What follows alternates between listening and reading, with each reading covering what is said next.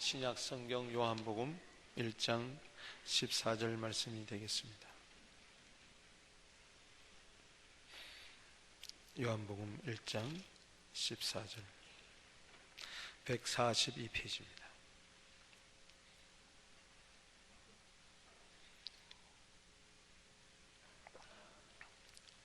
다 함께 읽도록 하겠습니다. 시작. 말씀이 육신이 되어 우리 가운데 거하시며 우리가 그 영광을 보니 아버지의 독생자의 영광, 은혜와 진리가 충만하더라. 아멘. 내가 사랑하는 사람에 대해서는 무관심할 수가 없습니다. 그분의 취미는 무엇이며, 그분의 기호식품은 무엇이며, 그분이 좋아하는 색깔은 무엇일까, 그분은 어떤 음악을 좋아할까, 또 그분은 어떤 곳에 여행하기를 좋아할까, 또 그분의 비전은 무엇일까. 사랑은 알미입니다. 우리 예수님에 대해서 정말 예수님을 얼마나 사랑하느냐 따라서 우리는 예수님을 알고 싶어 하는 것은 당연한 이치입니다. 이 크리스마스 계절에 예수님을 사랑하고 예수님을 만나고 싶은, 예수님을 전하고 싶은, 예수님과 깊은 사귐을 원하면서 예수님을 더욱더 깊이 알아가는 시간들 되기를 바랍니다. 사랑하는 만큼 알고 아는 만큼 사랑할 수가 있는 것입니다. 예수님이 누구신가? 우리는 요한복음 1장을 통하여서 은혜를 받고 있는데, 첫째 시간에 예수님은 말씀이시다.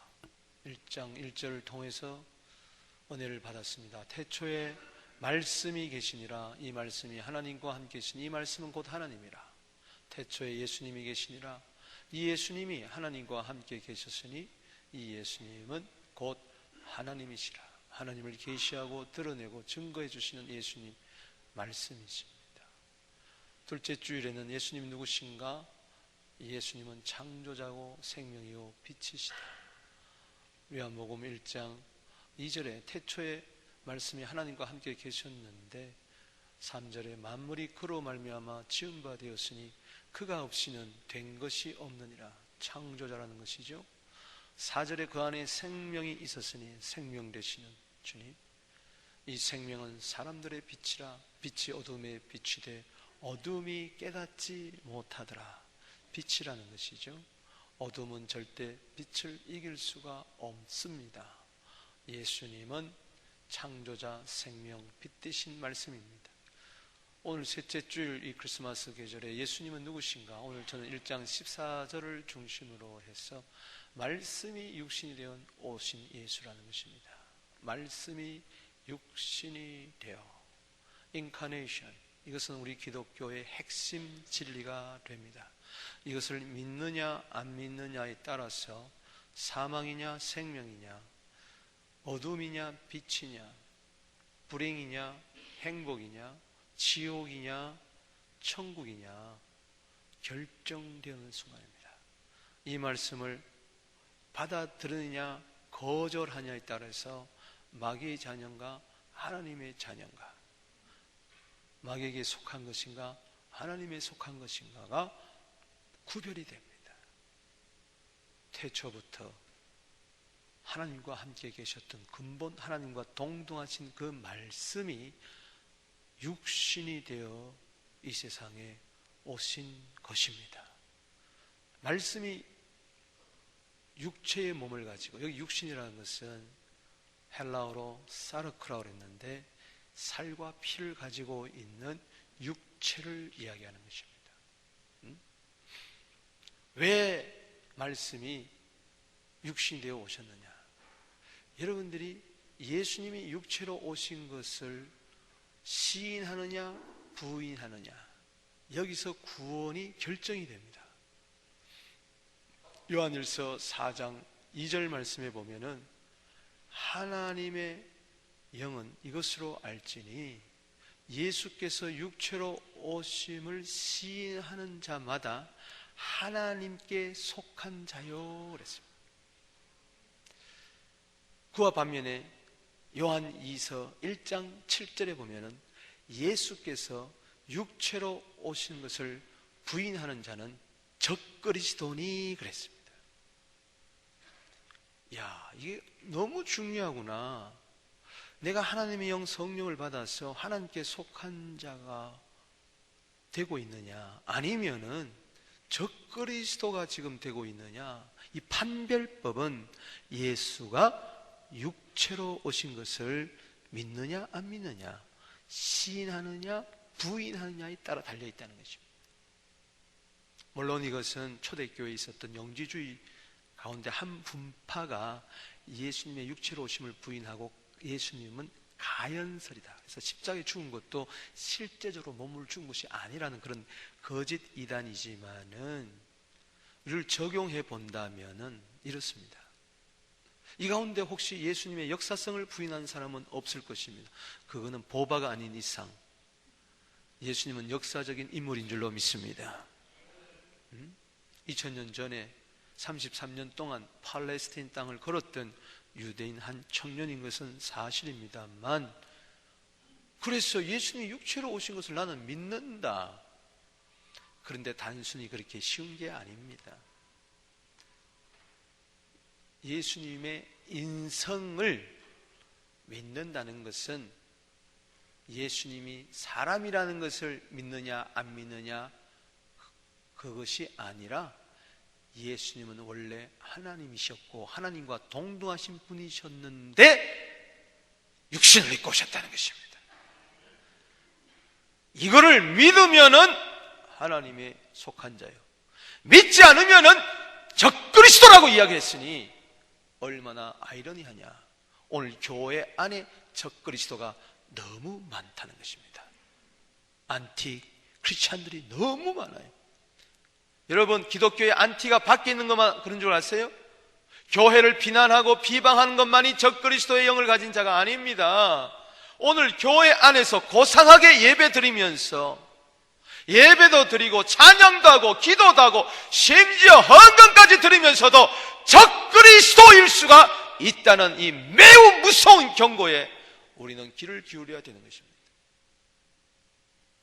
예수님이 육체를 가지고 계시다는 것은 태초부터 말씀이 하나님과 함께 계셨던 그 말씀이 하나님과 동등하신 그분이 육신을 가지고 이 세상에 오셨다는 이거를 믿어야 되는 거예요. 아, 난 그거 골치 아픕니다. 그냥 예수님 좋은 분이고 예수님 사랑이 많은 분이고 박애주의자지, 성인이지, 뭐 그분이 뭐 하나님이셨고 뭐 그분이 육체를 입고 골치 아픕니다. 죄송합니다만 당신은 지금 적그리스도로 여기 앉아 있는 것입니다. 안 믿어진다면은 최소한도 하나님 좀 믿게 해주세요. 성령님 보내주셔서 내 눈을 떠서 예수님이 누구신가, 말씀이 육신이 되어 온다는 이 인카네이션의 이 기독교의 근본 진리를 내가 좀 알게 해 주십시오. 구도자의 심정은 최소한 가지고 있어야지 아예 핑그리면서 코웃음 치면서 이 21세기에 하나님이 사람이 되었다고 그걸 믿으라고? 죄송합니다. 당신에게는 구원이 없습니다. 구원은, 영생은 교회 왔다 갔다 한다고 되는 게 아니에요. 여러분, 차고에 3년 동안 자전거가 차고를 왔다 갔다 한다고 해서 자동차가 됩니까? 여전히 자전거는 자전거입니다. 교회 이 당이, 이 건물이, 이 예식이, 의식이 여러분들로 하여금 하나님의 자녀로 만들어주지 못합니다. 죄송합니다만 여러분들이 예수가 누구냐? 말씀이 육신이 되어 오신 분이다. 이분은 원래 창조주요, 이분은 원래 생명이시고 이분은 원래 빛이시다. 할렐루야. 이분이 육체로 오신 것을 믿어야 되는 거예요. 이거는 큰 경건의 비밀입니다. 비밀. 디모데전서 3장 16절 말씀에 그도다 경건의 비밀이여 그렇지 않다는 이가 없도다. 이 비밀을 깨닫는 자는, 하나님께로부터 이 비밀의 복음을 깨닫는 자, 예수가 하나님의 비밀인데 이걸 깨닫는 자는 그렇지 않다는 이가 없도다. 그는 육신으로 나타난 바 되시고 영으로는 의롭다함을 받으시고 천사들에게 보이고 만국에 전파되시고 세상에 믿음 받으시고 영광 가운데 올려주셨느니라. 아멘. 이 6가지 예수님에 대한 찬송이 나오는데 그 첫 번째가 육신으로 나타난 바 된다. 이것을 믿지 않는다면 두 번째, 세 번째, 네 번째, 다섯 번째, 여섯 번째는 말짱 꽝입니다. 믿을 수가 없는 거예요. 그래서 적그리스도라는 거예요. 육신으로 오셨다는 것을 믿어야만 이분의 부활의 의미가 있는 것입니다. 할렐루야. 원래 하나님과 동등하신 분이니까 생명의 주를 십자가가 무덤에서 아무리 사탄이 가둘 수가 없는 것이죠. 죄와 사망과 사탄의 권세를 깨트리고 영으로는, 성령으로는 즉 의롭다 하심을 받으셨다. 그분이 의인이었다는 것이 증명이 되었다. 천사들에게 보이셨다. 부활하심으로 말미암아 천사들이 증거했잖아요. 만국에 전파되었다. 봐라! 온 세상에 이분은 하나님의 아들 그리스도라는 것을 전파했다. 예수님도 부활하시고 나서 마가복음 16장 15절 말씀에 너희는 온 천하에 다니며 만민에게 이 복음을 전파해라. 세상에서 믿음 바 되었다. 아, 세상의 구세주구나 알리시고 믿음의 주가 되시고 그리고 영광 가운데 올려주시느니라. 부활하실 뿐만 아니라 승천하셨다. 할렐루야. 그 출발점이 뭐냐? 하나님의 아들이 메시아로 이 땅에 오실 때에 육신으로 나타난 바 되셨다. 2000년 전에 비로소 존재하기 시작한 분이 아니라 태초부터 계시던 분이 육체를 입고 피와 살을 가지고 이 세상에 오셨다. 따라합시다. 그는 육신으로 나타난 바 되시고, 킹 제임스 버전은 원문에 따라서 God was manifested in the flesh. 하나님이 육신의 몸을 가지고 나타나셨다는 것입니다. 누가? 하나님이. 아멘. 그렇기 때문에 예수께서 육체로 오심을 부인한다는 것은 나는 하나님이 사람의 몸을 입고 온다는 것은 난 믿지 못해. 적그리스도의 영이라는 것입니다. 오늘 적그리스도의 영이 혹 한 사람 있다면 그에게서 떠나가게 되기를 주 이름으로 축원합니다.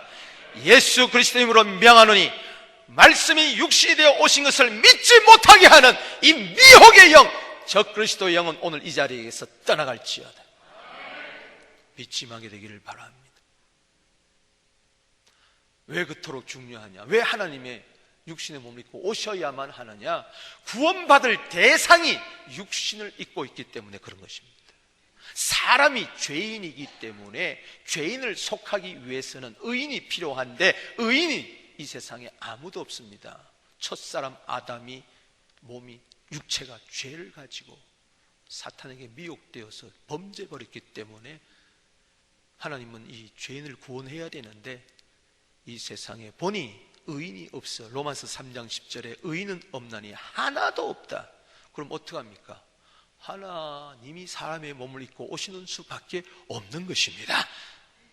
그래서 하나님과 동등하신 하나님의 아들이, 말씀이, 태초에 하나님과 계셨던 그 말씀이, 이 말씀은 곧 하나님이라, 그분이 창조자가 오히려 조물주가 되어서 이 세상에 오셨으니 이게 얼마나 놀라운 일인가. 아멘. 여러분,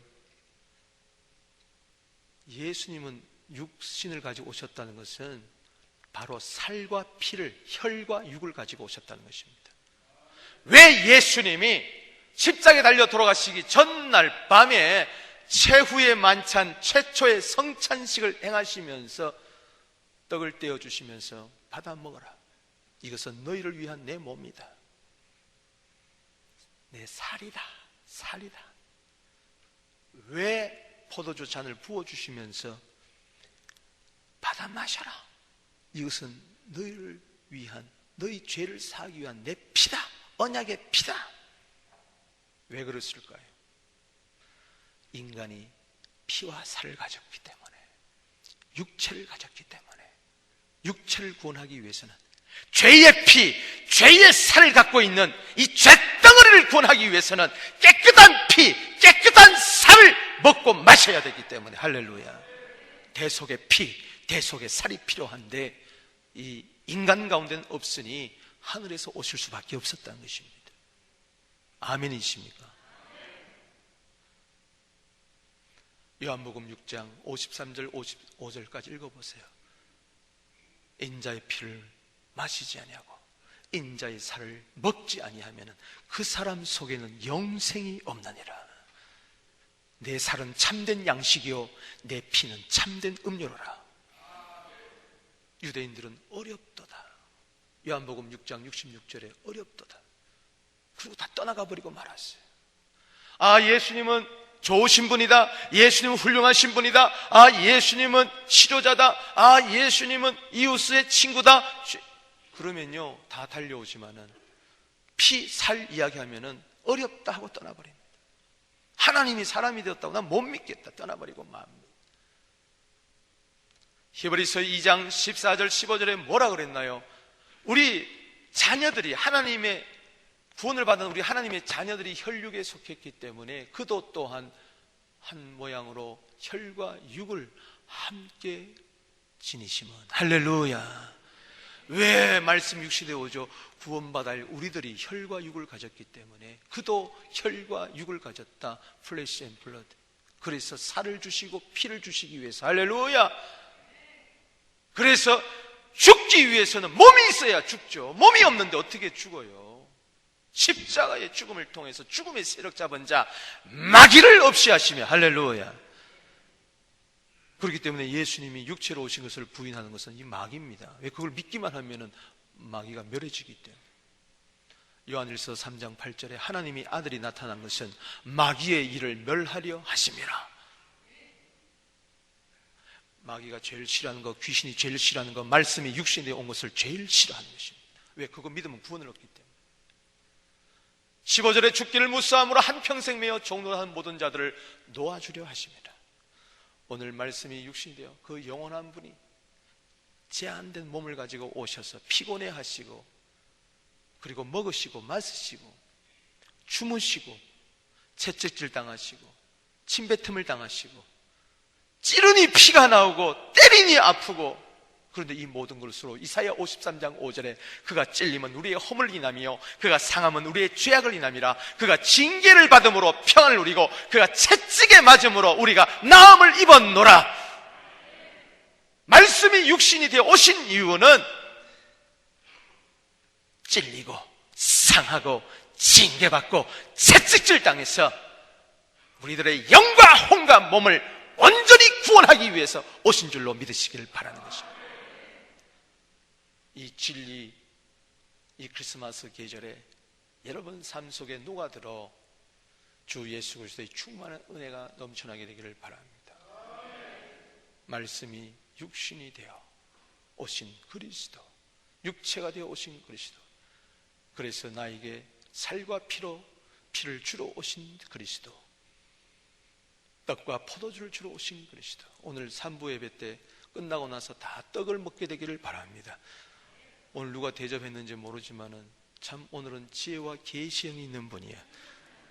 말씀이 육신이 되어 쉽게 하면 떡이 되어 오셨는데, 예수님은 나는 떡이라고 요한복음 6장 35절에 그랬는데 생명의 떡을 다 먹고 감사하게 되기를 바랍니다. 말씀이 육신이 되어 오신 그분, 구체적으로는 14절에 두 가지를 이야기하고 있으니 첫 번째는 함께하는 임마누엘이시다. 따라합시다. 함께하는 임마누엘이시다. 말씀이 육신이 되어 독야청청 홀로 고귀하게 계셨느냐? 아니죠. 홀로 광야에만 계셨느냐? 산 위에만 계셨느냐? 아니죠. 우리 가운데 함께 거하십니다. 함께 한다는 것은 임마누엘입니다. 1장 1절에는 태초에 말씀이 계시니라. 이 말씀이 하나님과 함께 계시더니, 예수님은 하나님과 함께 계실 뿐만 아니라 몸을 가지고 우리와 함께 하려고 이 세상에 오셨습니다. 부유에 태어나셨습니다. 베들레헴에 태어나셨습니다. 그는 근본 하나님의 본체시나 하나님과 동등됨을 여기지 아니하시고 오히려 자기를 비워 사람의 모양으로 나타나셨습니다. 종의 모습을 가지고 나타나셨습니다. 죽기까지 복종하셨습니다. 말씀이 육신이 되어 겸손하여 낮아져서 낮은 곳으로 임하셔서 우리까지 찾아오셨고, 왜 구유에 임했느냐? 왜 짐승의 구유에 임했냐? 우매무지하여 짐승 같은 우리들 살리시려고. 구유는 짐승의 먹입니다. 짐승의 먹이통이 구유입니다. 짐승 같은 우리의 먹이가 되어주시려고, 살과 피를 주시려고 오셨습니다. 우리가 누굽니까? 우매무지한 거 우리, 은혜를 배은망덕하는 우리, 지옥 가야 마땅한 이 우리, 버리지 아니하시는 우리, 창녀 같고 창기 같은 이 우리, 욕심 사나운 우리 나밖에 알지 못한 이기주의이리 10년 20년 교회 다녀도 헛되고 헛된 것에 추구하는 이 우리, 너무나 육체의 본능대로 살아가고 내 마음대로 살아가는 이 우리를 버리지 아니하시고 구원하시려고, 도와주시려고, 용서해 주시려고 찾아 여기까지 오셨습니다. 당신까지 찾아오셨습니다. 그리고 말씀하십니다. 이사야 41장 10절에 두려워 말라, 내가 너와 함께 하겠다. 놀라지 말라, 나는 내 하나님이 된다. 내가 너를 굳세게 하리라. 참으로 너를 도와주리라. 참으로 나의 오른손 너를 붙들리라고 말씀해 주고 계십니다. 우리 가운데 거한다는 것은 임마누엘, 임마누엘은 하나님이 함께 한다는 뜻.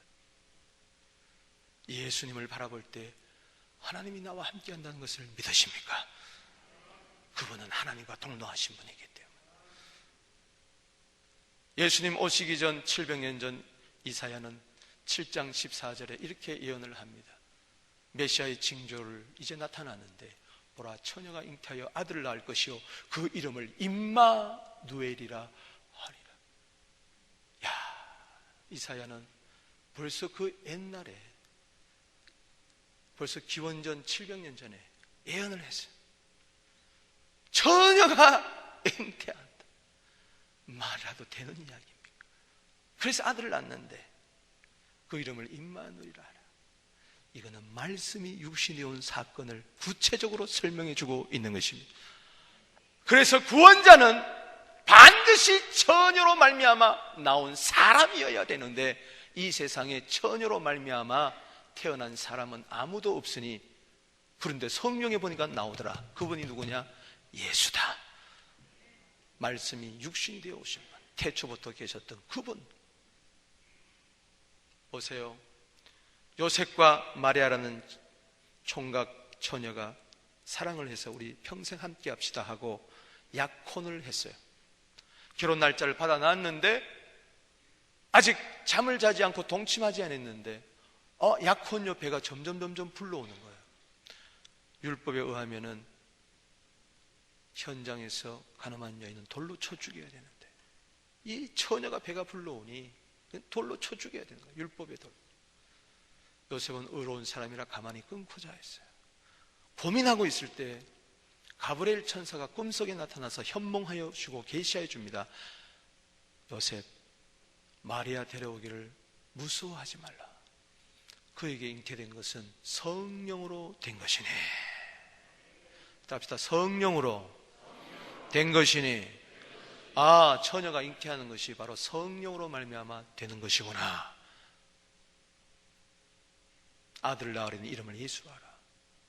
이는 자기 백성을 저희 죄에서 구원할 자이심이라. 선지자 이사야가 이미 뭐라고 이야기했느냐? 보라, 처녀가 잉태하여 아들을 낳으니 그 이름을 임마누엘이라 하리라. 이를 번역한즉 하나님이 우리와 함께 계시다 함이라.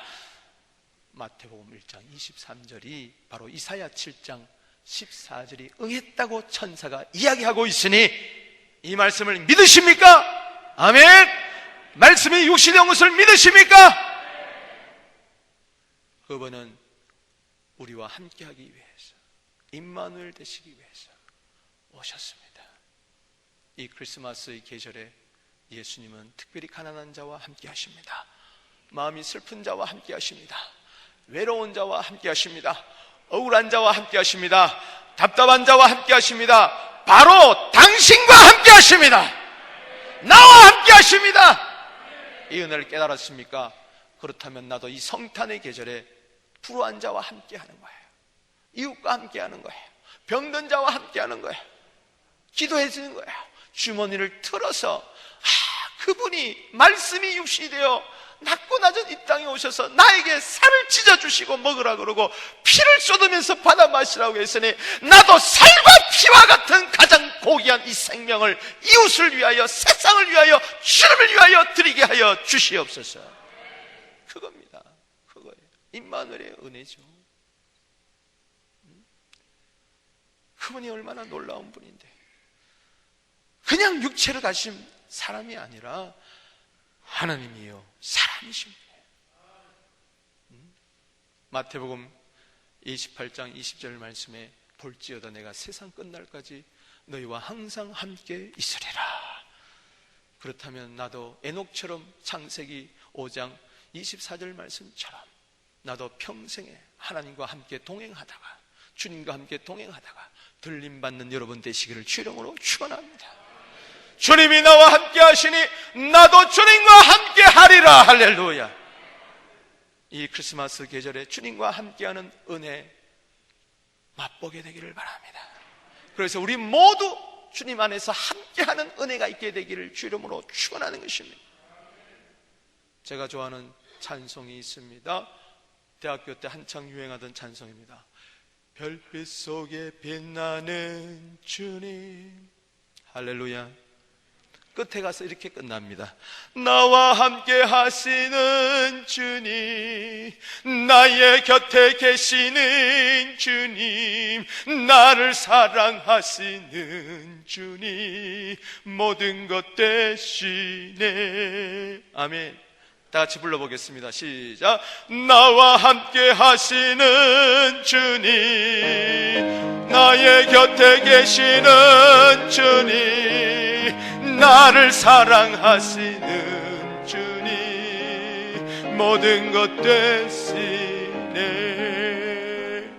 아멘. 오늘 주님 이 자리에 계십니다. 마태복음 18장 20절에 두세 사람이 내 이름으로 모인 곳에 나도 그들 중에 있느니라. 오늘 주님이 함께 하신다면 여러분의 눈물 닦아줄 것입니다. 주님이 함께 하신다면 아픈 마음을 쓰다듬어 주시고 만져주시고 새롭게 해주실 것입니다. 두 번째는 아버지의 독생자의 영광이십니다. 말씀이 육신에 오신 예수님은, 따라합시다, 아버지의 독생자의 영광이시다. 말씀이 육신이 되어 우리 가운데 거하시며 우리가 그 영광을 보니, 그렇습니다. 아버지의 독생자의 영광이요 은혜와 진리가 충만하다. 그냥 예수님의 육체를 인정하는 자는, 바라보는 자는 그냥 목수의 아들이다, 요셉의 아들이다. 그러나 이분은 말씀이 육신이 되어 오신 분이다. 영원하신 하나님이 사람이 되어 오신 분이다. 그걸 깨닫는 순간에 거기서 하나님의 영광을 보는 겁니다. 아버지의 영광을 보는 것입니다. 외아들의 독생자의 아들의 영광을 보는 것입니다. 아멘. 은혜와 진리가 충만하더라. 출애굽기 33장 18절에 주의 영광을 보여 주시옵소서. 16절에 우리가 그의 충만한 데서 받으니 은혜 위에 은혜나라. 은혜와 진리가 충만하다 말만 하지 말고 그 은혜가 이 시간에 임하게 되기를 바랍니다. 그 진리가 이 시간에 임하게 되기를 바랍니다. 진리가 너희를 자유케 하리라. 요한복음 8장 32절이 응하게 되기를 바라는 것입니다. 그분은 영광스러운 분이에요. 얼마나 존귀한 분인지 모릅니다. 영국 어느 지방에 여름에 장마가 져서 막 비가 옵니다. 그런데 한 여인이 그 농가를 지나가면서 저에게 우산 좀 빌려주세요. 제가 갑자기 이렇게 소낙비가 오는데 우산이 없습니다.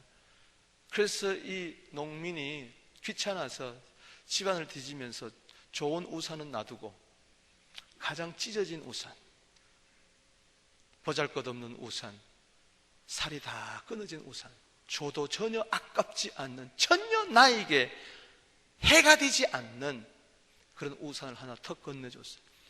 그런데 그 다음날 어떤 건장한 청년이 선물 꾸러미를 알고 카드를 하나 갖고 왔어요. 그러면서 전해주라고 제가 왔습니다. 그래서 보니까 어제 제가 우산을 저에게 주셔서 잘 가지고 와서 비를 잘 피했습니다. 그래서 이 선물과 함께 적은 정성이지만 우산을 보내드립니다. 받아주세요 하고 밑에 사인을 했는데 보니까는 영국 여왕 엘리자베스 여왕이,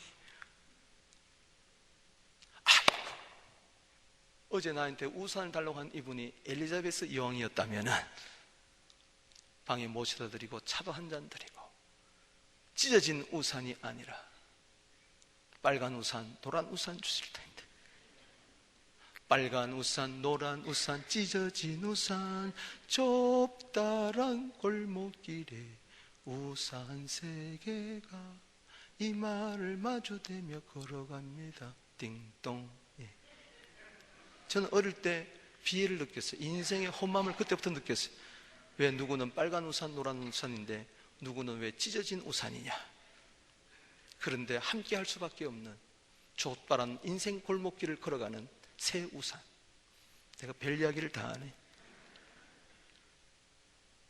여왕이 누군지를 모르니까 찢어진 우산을 주는 거예요. 여러분들이 예수님이 지금 누군지 모르니까는 크리스마스 때 헌금을 해도 찢어진 우산 같은 거 주는 거예요. 애따 갖다 먹어라. 거지 줘도 안 받아갈 그런 예물을 드리니 예수님이 정말 만왕의 왕 만주해 줍니까? 다시 오실 예수님을 보니까 계시록 19장 16절에 만왕의 왕 만주라 그랬는데, 이 세상에 오시는 예수를 이사야 9장 6절에 보니까 영존하신 아버지요 전능하신 하나님이라 평강의 왕이라 그분이 악이라 그랬어요. 그래서 동방박사가 황금과 위황과 모략을 드린 겁니다. 여러분, 예수님 누군가를 똑바로 알고 그분을 영광스럽게 찬송하게 되기를 바랍니다. 영광을 영광으로 아는 자가 지혜로운 자요. 할렐루야. 왕을 천한 평민으로 아는 자는 미련한 자입니다. 미련한 자요. 왕을 왕으로 알 때 디모데후서 2장 12절에 우리도 왕 노릇하게 될 줄로 믿습니다. 계시록 20장 6절에 첫째 벌에 참여하는 자는 복이 있도다. 저와 함께 1000년 동안 왕 노릇하리라. 이 은혜가 있게 되기를 주 이름으로 축복하는 것입니다. 예수님 오시기 전 700년 전에 이사야는 또한 외칩니다. 이사야서 40장 5절 말씀에 여호와의 영광이 나타나고 모든 육체가 그것을 함께 보리라. 이는 여호와의 입이 말씀하셨느니라. 이사야 40장은 메시아장입니다. 내 백성을 위로하라 하면서 그 위로자 메시아가 올 때 여호와의 영광이 나타나고, 즉 말씀이 육신이 되어 우리 가운데 거하시며 우리가 그 영광을 보니 아버지의 독생자의 영광이요 은혜와 진리가 충만하더라. 여호와의 영광이 나타나고 모든 육체가 그것을 함께 보리라. 이는 여호와의 입이 말씀하셨느니라. 신이 말씀하셨다. 이루어지는 것이죠. 그래서 오신 것입니다. 아멘. 저는 핸델의 메시아를 좋아합니다. 전곡도 저는 다 불러본 사람입니다. 대학교 때. 그때 세종회관에서 연주도 해봤는데, 근데 그 보면은 할렐루야를 여러분들이 대합창을 잘 아시는데, 저는 그보다도 솔직히 주의 영광이 좋아요. The Glory of the Lord가 더 좋아요. 그 서곡이 나오고 테너 독창이 나오고 테너 아리아가 나오고, 그 다음 네 번째에 처음 합창곡이 나오는 것이 바로 주의 영광입니다. 그건 이사야 40장 5절 말씀 가지고 지은 핸델이 작품입니다. 주의 영광, 그 주의 영광, 그 주의 나타. 아멘. 만민들이 다 함께 보리라 보리라. 감동이 없네. 주가 친히 말씀하셨다 하면서 마지막에 주의 영광. 할렐루야. 박수 좀 하세요. 박수. 네? 주의 영광, 구주의 영광 나타나셨다. 만민들이 다 함께 보리라. 주가 친히 말씀하셨다. 저는 요즘 컴퓨터 이것을 계속 들으면서 은혜를 받고 있어요. 주님, 그 영광스러운 주님, 낮고 낮은 이곳에 오셔서 영광의 주님, 날 위하여 피 흘리시고 살 찢으시고 채찍질 맞으시고 침뱉음 당하시고. 아멘. 아멘. 그 메시아에 얽힌 노래가 있어요. 이야기가 있습니다. 작곡가 핸델이, 독일의 작곡가 핸델이 대머리였대요. 머리가 별로 없었대요. 그래서 옛날 작곡가들 사진 보면은 막 굽실굽실했잖아요. 요즘 여자들 파마하는 것처럼 웨이브를 막 이렇게 넣어가지고. 근데 이게 가발이야, 핸델은. 다 가발이죠. 가발이 많았어요, 그때. 남자들이 가발을 많이 썼어요. 귀족들이. 근데 이 가발을 잊어버렸는데 한 처녀가 찾아줬어. 근데 이 처녀가 이발사 처녀야. 그래서 그 이발소에 갔다가 그 처녀가 자꾸 이제 간 거예요. 대머리가 왜 자꾸 갔는지 모르지만은 하여튼 조그만 머리라도 자꾸 만지려고, 가발을 만지려고 갔는데, 웨이브를 주려고. 그러다 보니 사랑이 싹 튼 거예요. 그래서 이 사랑하는 여인에게 뭘 선물할까 하다가 바로 메시아 초고를 그 여인에게 선물로 준 거예요. 근데 그 여인이 이 선물을 받고 참 감동감화해야 됐는데, 며칠 후에 가보니까 이 여인이 머리를 말면서 옆에 있는 사람한테 저 악보 좀 가져오세요. 그래서 악보를 툭 잘라가지고 머리를 말는 거야. 너무 가슴이 아파서, 그래서 이발소를 나와서 그때부터 다시 보지 않았다는 그런 슬픈 이야기가 전해오고 있습니다. 믿든지 말든지. 제가 왜 이야기합니까? 아무리 주의 영광, 주의 영광, 주의 영광 이야기해도 사람들이 다 이사야 53장 3절 말씀처럼 멸시하고 천대하고 귀하게 여기지 않는 던져버려. 무슨 나사렛에서 선한 것이 났느냐, 무슨 말씀이 육신이 되어 왔느냐, 무슨 예수가 하나님이냐, 뭐 십자가에 2000년 전에 흘린 피는 다 말라버렸는데 그 피가 무슨 생명을 가져다 주느냐, 무슨 지옥이 있고 천국이 있느냐. 그거는요, 마치 이발사 처녀처럼 그 귀한 복음을 값싸게 여겨버려요. 그래서 거룩한 것을 돼지에게, 진주를 개에게 던지지 말라고 그랬어요. 왜? 그걸 짓밟아 버린다고 했어요. 복음을 짓밟는 자들이 되지 않게 되기를 주 이름으로 축원합니다. 영광의 주님을 멸시 천대하지 않고 영광스럽게 여기게 되기를 바랍니다. 하나님 아버지마저도 예수님을, 아들을 영광스럽게 여겼다고 베드로후서 2장 17절에 그렇게 이야기했어요. 베드로후서 2장 17절을 한번 띄워보시면 그가 변화산상에서 나타날 때 뭐라 그랬습니까? 지극히 큰 영광 중에 이러한 소리가 그에게 나기를, 이는 내 사랑한 아들이요 내 기뻐하는 자라 할 때 그가, 따라합시다, 아버지께 존귀와 영광을 받았느니라. 아버지도 그렇게 귀하게, 하나님 아버지도 그렇게 귀하게 여기는 예수, 독생자 예수를 여러분들이 이렇게 무시하고 무관심하면 안 되는 것입니다. 사랑하시게 되기를 바랍니다. 존귀하게 여기게 되기를 바랍니다. 영원토록 찬송하게 되기를 바랍니다. 의지하게 되기를 바랍니다. 따라가게 되기를 바랍니다. 높이게 되기를 바랍니다. 그 이름 높도다, 그 이름 예수, 영광의 주시요 만유의 주. 아멘. 높이세요, 높이세요. 모든 이름 위에 뛰어난 그 이름 예수, 영광의 이름 예수. 성경은 예언하고 있습니다. 하박국서 2장 14절 말씀에 물이 바다를 덮은 같이 여호와의 영광을 인정하는 것이 세상에 가득할 날이 그날이 온다. 아멘. 이 날이 주님 오시는 날인 줄로 믿습니다.